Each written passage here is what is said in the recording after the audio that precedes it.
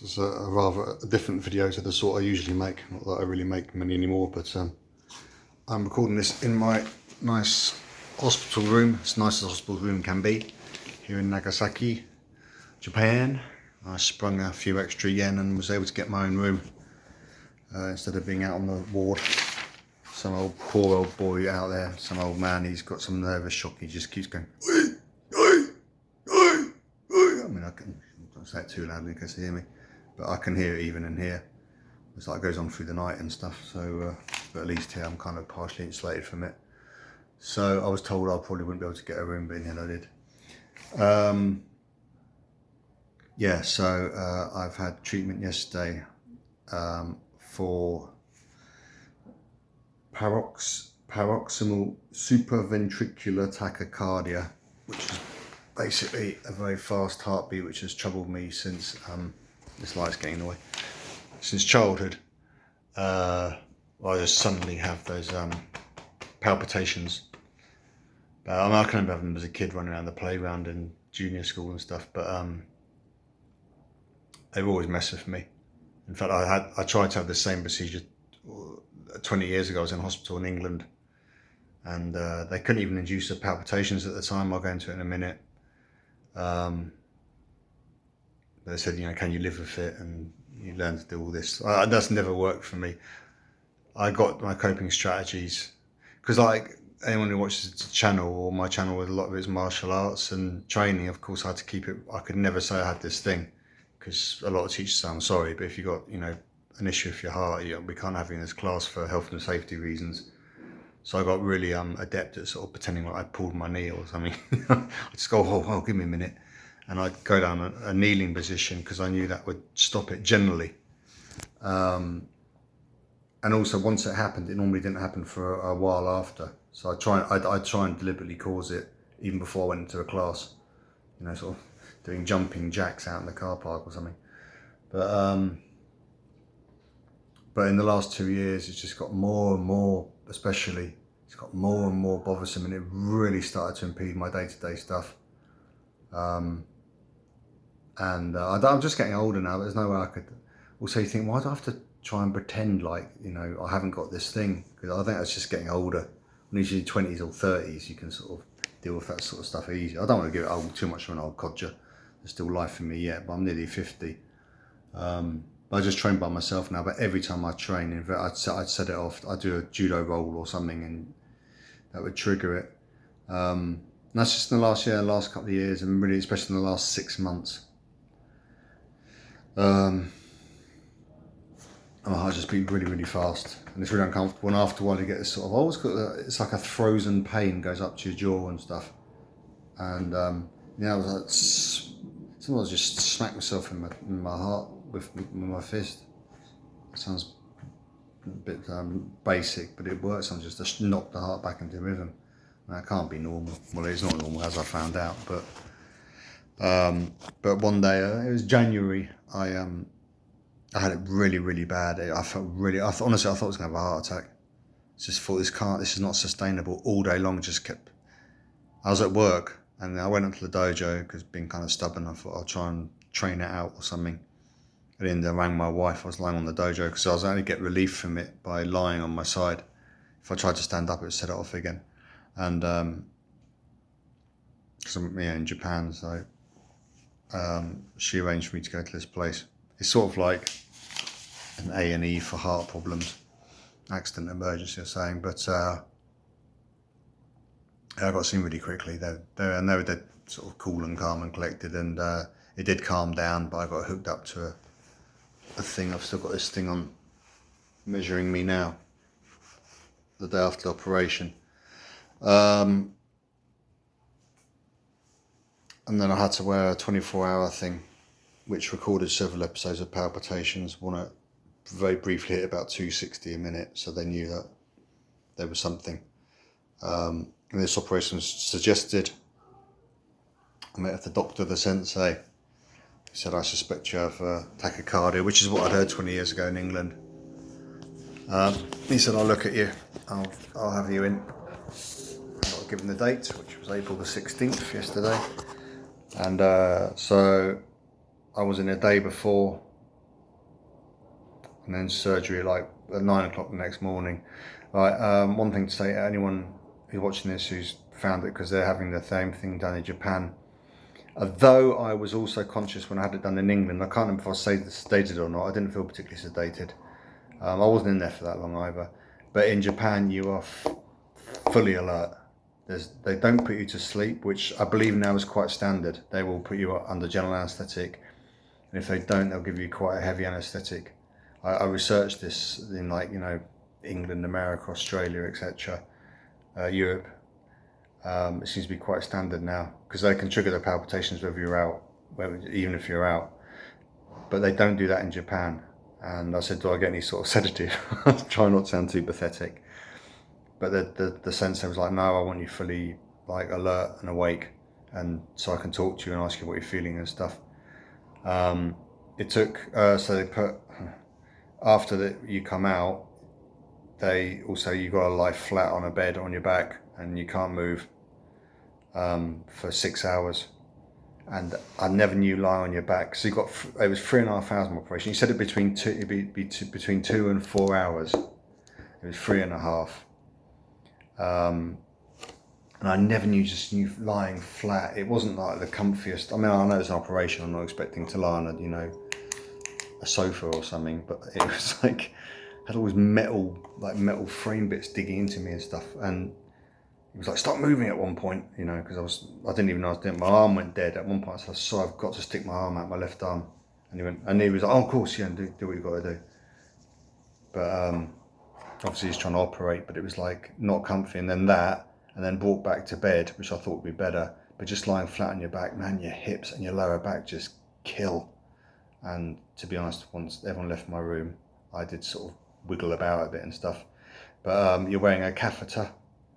They put a catheter in you, which was not pleasant, man. Just, perhaps state the obvious, but eventually I got used to it. But I just found this really strong urge to pee, even with it. I'm wearing a catheter, so I can see and it feels like you need to wee really badly. And it's a horrible thing to try to get used to. I did eventually sort of just get used to it, I guess. There's also a nappy. And also when they put the catheter on, I've been to the big job in the morning. I thought I was okay. But when they put the catheter, it gives you a really watery feeling in your guts as well. I went into the theatre thinking, I'm going to have diarrhea. But you're wearing a nappy, so I imagine that happened. They just quickly, there's nurses and stuff around, and I imagine they probably deal with it. Not that I had intention of crapping my pants, but it is what it is, and all that sort of thing. So it's quite, all told, probably I prefer to be put to sleep than you just have to worry about such things, do you? But he did me, and he said it was, he said, got ya in the end, found it. It's right near the top of the heart, he said. It was, it's actually diagnosed as atrial and ventricular nodal reentrant tachycardia, which is originally what he thought it would be. This is, I'm trying to translate it from Japanese, obviously. Well, my wife helped loads, but I can get by a certain extent as well. But it just causes frequent and things of accelerated heartbeat from generally 140 to 280 beats per minute. But while I was waiting for the operation, they put me on beta blockers, which were really, really good. I was going to take 2 a day, and then I just cut down to 1 in the morning. My wife told me off for that, but the doctor said, no, it's fine. If you get by 1 in the morning, just do that. And before this operation became standard, which I think has only been since about 1981, I think, they sent it right. That's, you took medication for it and you had to control it that way. But the operation was just stops it. They send a wire up from your groin through the vein, artery, up to your heart. He tried to get in through the left-hand side, the doctor, and he says, I like it. Your left right is not that great, so I don't know what that means. We're going to try your right artery, so he went in. It's basically a bit bruised down there, nothing major. But that's the reason why you've got to lie flat on your back afterwards. They put 1 stitch in the right-hand side, and they took it out this morning. So, and they shoot this thing up, and they go into the heart, and they induce palpitations. I think they put in adrenaline or something. They use some chemical, anyway, whatever they do, they induced the palpitations, which curiously they could never do for me back in England 20 years ago. I could have had this problem fixed 20 years ago. There's no point to go on and on, but it's caused me, worse things happen at sea and all that lot, but it has been, at times, been a real pain. It really has, and I've had to work around it, and I've a lot of the time I've had to conceal it because I've been in martial arts classes and stuff. I'm not trying to give it some big hero bollocks, everyone has to cross the bear, but I think this could have been sorted 20 years ago. It just felt a bit rushed when I went in, but again, thank God I'm in Japan now, because trying to get this done now in England, in the NHS or something, good luck, quite frankly. From being admitted to the A&E in January to talking post-op the day after the op was 3 months, and they would have seen me quicker if I'd had some really serious problem. But he was like, your heart's in great shape apart from this weird electrical thing, but we're going to sort that out. So he thought there'd be 4 places he had to ablate. This is just from interviewing me. There was 3. So I mean, he was actually spot on with his originally what I thought it would be, the type of tachycardia issue, and also how many places. It was 3 places, and I can't tell you, he'd induce the palpitations. It's going like that, and then when he said, okay, we've got it, and he said, we've got the problem here, and he was like, hey, okay, and there was this sound, and the palpitation stopped. That's him zapping the place where the electrics is dodgy. There's like a circuit, and there's a little gap, and it doesn't complete the gaps. That's why the heart starts going like that, and they ablate it. It's extreme heat. They use either extreme cold, I think, or extreme heat. In this case, I'm pretty sure it's heat, but whatever they did, they just join it, and it stopped. And they were he's like, "Hey, Tsugi," like, okay, next one, because obviously I'm listening to all this, I'm awake, and then and it stopped 3 times. And yesterday post-op, I had a bit of fluttering and stuff. I was told that it can take a few weeks, even a few months to settle down. But I've had nothing today. And the last few weeks, even with taking the medication, I've been aware of it just flipping and fluttering. I mean, you can be obviously too aware of these things, but there was no doubt there was an issue. And it was getting worse. It was just getting worse, yeah. So I think I'm very lucky, really. I mean, if anyone's saying in Japan, then you'll be awake and that, and also, anyone who lives in Japan will know you pay a certain amount. Insurance covers quite a lot of it, but I think I've got to pay equivalent of about £600. I think about Juman in 100,000 yen, which is about 600 quid. But whatever. But insurance covers like I think 9 times that.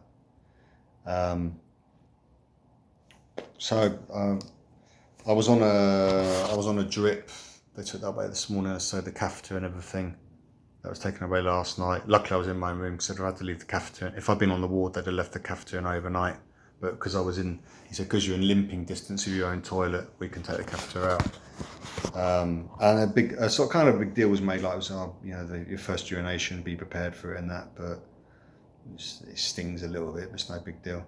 I once had a prostate, probably more information I should say. Years ago I had a problem with my prostate.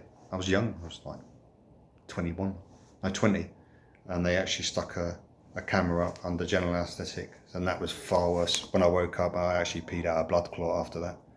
So wearing that bag just for a few hours was not that big a deal to go to the bathroom afterwards. Just drink plenty of water just to flush yourself out. They're taking the drip away. Nurses coming in every few hours. They just check my pulse, my temperature, and something else, I can't remember what. And, stick their things on. Super great team here, really nice people. Great service, is that what we say in hospital? Great team, well looked after. And that's it really, so all going well. I'll be out. I never quite go, yeah, I'm going to be out tomorrow, because God knows what, proper doom crow. But I think all going well, all going as it's done on the sheet that I'm out by 10 a.m. tomorrow. I mean, they want the room, they've got to turn the room around for the next person here. So that's it. That was my story of having the ablation in Japan.